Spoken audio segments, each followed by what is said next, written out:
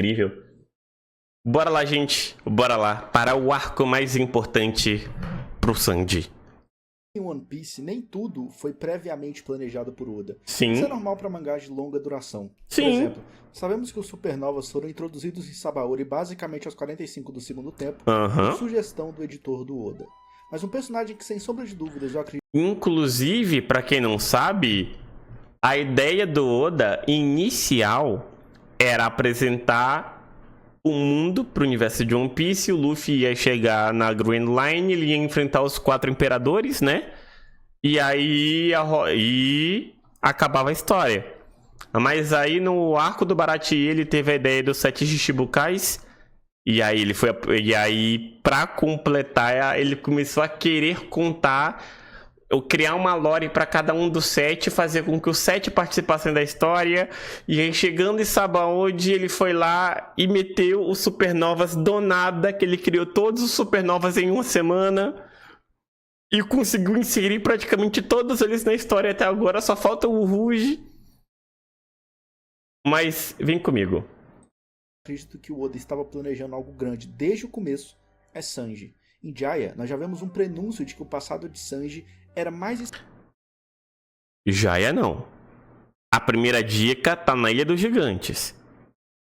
Esquisito do que a gente poderia pensar. Eu já falei sobre isso aqui no canal. Basicamente... Então, Didius, é isso que eu tô dizendo. Chichibukai e seus corsários. É porque, como eu cresci lendo, assistindo One Piece com a legenda não oficial, né? A legenda feita por fãs, porque não tinha a transmissão oficial no Brasil, a gente acostumou a chamar de Chichibukai mesmo. Mas são 7 corsários. Sobre como a posição e a atitude dele nessa página, destacado e distante de todos, enquanto o Mont Blanc Noland fala sobre um príncipe que era humilhado, é basicamente um prenúncio do que Oda faria com a história de Sanji lá no futuro. Mas também em Jaya, há algo explícito, o fato de Sanji dizer que nasceu no North Blue. Tipo, o North Blue fica longe do East Blue, então como diabos o Sanji parou lá? Mas além de tudo isso, muito do que Sanji é como personagem já fica explícito muito antes de seu arco, lá no Baratie. O arco, que começa no capítulo 43 do mangá, é basicamente sobre Luffy procurando um cozinheiro, quando ele chega em um restaurante chamado Baratie e no meio da trama acaba tendo que enfrentar um homem chamado Don Krieg. Krieg é um pirata de sucesso no East Blue, conhecido como o mais forte da região. Quando Krieg chega ao Baratie, fica claro que ele é um homem com muitas posses, com um navio dezenas de vezes maior que o Merry. Mas apesar disso, também fica claro que o sucesso de um homem é medido por suas convicções e valores, já que Krieg, apesar de todo o seu poder material, via ele e sua tripulação passar fome, com alguns inclusive já morrendo. O grande navio, a grande tripulação e suas riquezas não servem de nada naquele momento. Ele simplesmente não entende. Perceba como ele assume que para conquistar a Grand Line, ele precisa de mais que seus 50 navios e 5.000 soldados, ao mesmo tempo que a página mostra o homem que ultrapassou aquela área com menos de 10 pessoas. Don Krieg é referenciado como um homem desonesto, que toma atitudes com base em ganhos pessoais. É dito explicitamente que ele não liga para os meios, contanto que vença. Isso é diretamente conflitante com a mensagem que Zeff quer passar para Sanji e a mensagem que o próprio personagem do Sanji carrega dentro do arco da obra. Mas assim como Don Krieg é importante como inimigo, porque isso vai de encontro à forma do Oda de contar suas histórias referentes a brigas entre os personagens. Você com certeza já percebeu que o Luffy não mata os seus oponentes. E geralmente os outros chapéus de palha também não. Talvez no passado para alguns matar seja mais comum, mas não tem como a gente confirmar nada.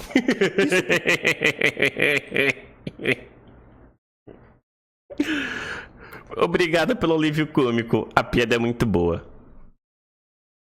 A Robin pode não ter matado muitas pessoas desde que ela entrou pra tripulação, mas a quantidade de colunas que ela quebrou nessa vida não tá escrito. Não tem como a gente confirmar nada. Correct. Isso porque, em One Piece, uma luta não é só uma disputa de quem é o mais forte, é uma disputa de ideologias. De convicções. Tem um trabalho de encerrar de forma muito óbvia, final e dramática, cada luta entre Chapéus de Palha e seus inimigos.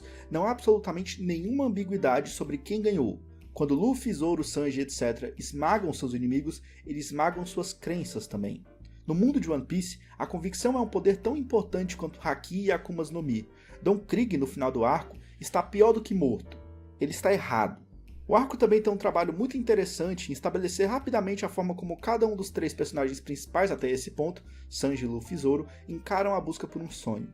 O sonho é o que guia basicamente todos os personagens relevantes de One Piece, especialmente o Chapéu de Palha. Zoro, ao lutar contra Mihawk, deixa claro que sua ideologia aceita a morte como um possível sacrifício na busca de realizar seu sonho. Por isso, ele não recua contra Mihawk.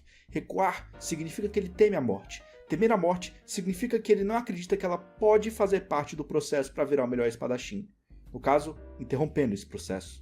Luffy age totalmente no oposto. Ele tem um sonho e busca se tornar o rei dos piratas como um meio para alcançar seu fim. E nesse processo, ele não aceita sacrifícios. Talvez porque o sacrifício de alguém impeça diretamente ele de concluir com êxito seu sonho, mas isso não é assunto para hoje. Por isso que nesse arco, nós vemos muito claramente ele sendo insistente na ideia de que ele não pode abandonar Nami, e que ela, e apenas ela, pode ser a navegadora do Merry. Assim como no resto da série, ele não desiste de ninguém. Ele não permite sacrificar Robin em Lobby, nem Sanji em Whole Cake, e muito menos Nami no Arlong Park. Sanji, durante esse arco, age de maneira diferente. Ele está disposto a ser o sacrifício necessário para o sonho de alguém. Não necessariamente um sacrifício de vida, mas um sacrifício de seu próprio sonho.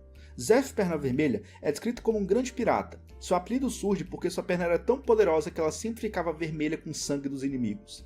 Zeff poderia se tornar um pirata muito forte, mas no acidente que sofreu, preferiu dar toda a comida para o garotinho sonhador e sacrificar sua própria perna e cometer canibalismo em si mesmo do que fazer o que muitas outras pessoas fariam, que seria matar Sanji e se alimentar do corpo dele.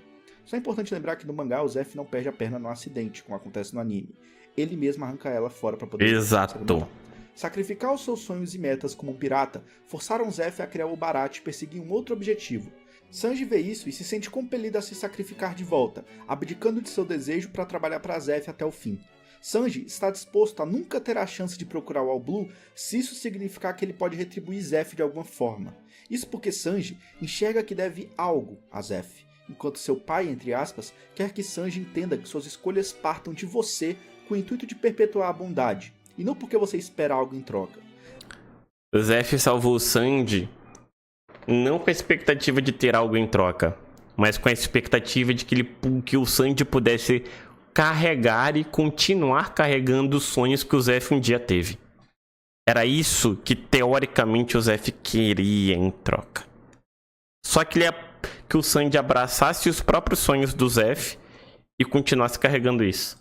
Zeff no mangá nunca cobrou Sanji por ter salvo sua vida, nunca pediu para que ele dedicasse sua vida ao restaurante ou deu a entender que ele culpa Sanji pelo que aconteceu. Zeff fez o que fez porque ele quis, e não porque esperava algo em troca. O Sanji entende isso até certo ponto, porque tem a mesma atitude em relação a Jin. Quando o pirata de Don Krieg aparece no Baratie implorando por um prato de comida, Sanji oferece a ele sem pestanejar e sem cobrar nada em troca. Eu provavelmente faria uma troca com um pirata. Em troca do prato de comida, você promete não atacar o restaurante. Mas Sanji não pensa assim. Seu ato de bondade não exige troca nem cobrança. Nem mesmo quando Jin explicitamente traz Sanji, o cozinheiro questiona ele ou cobra ele por ter ajudado.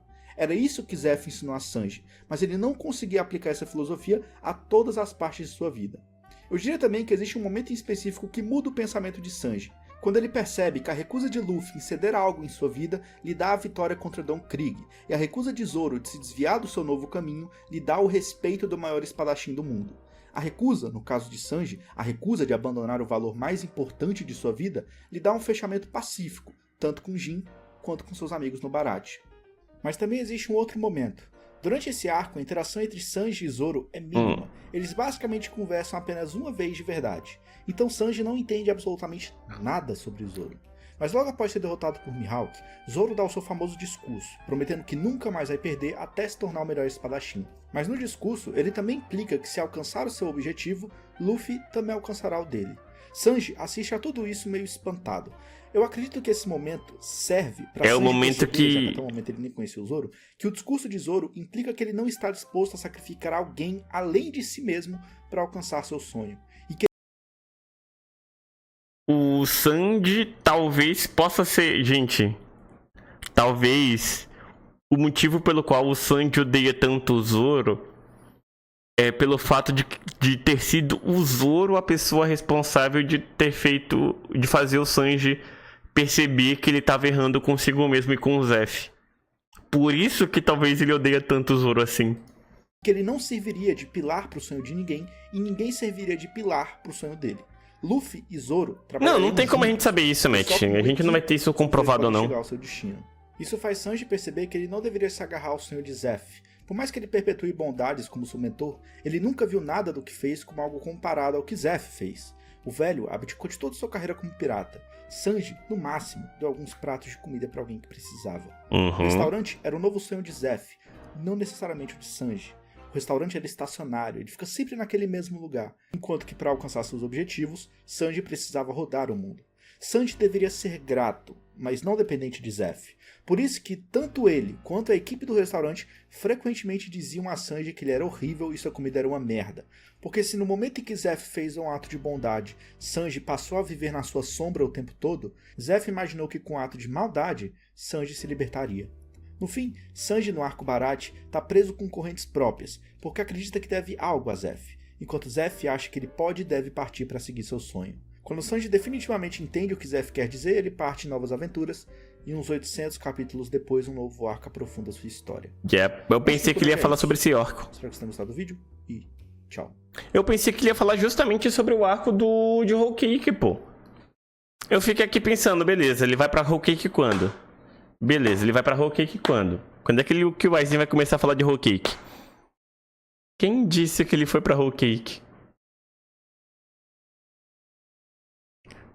Quem disse que ele vai pra Whole Cake? Eu fiquei esperando. E ele não foi pra Whole Cake.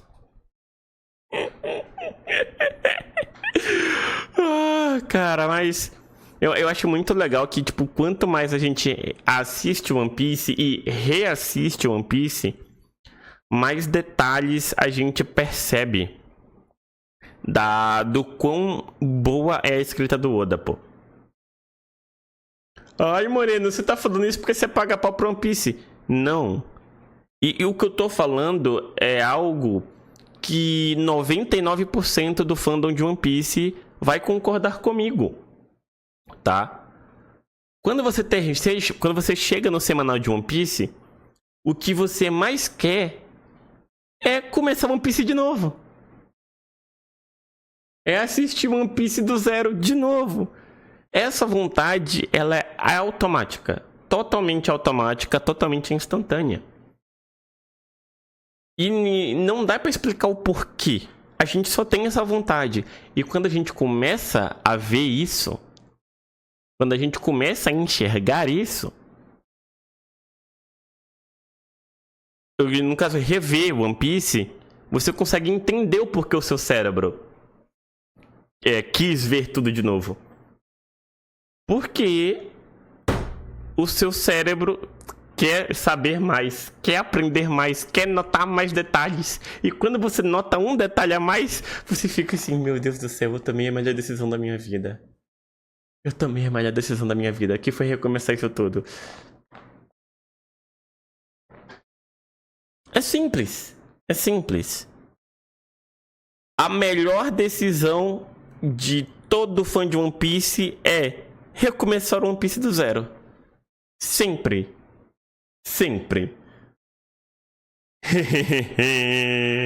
Mas enfim, vocês do YouTube, obrigado pela companhia, gente.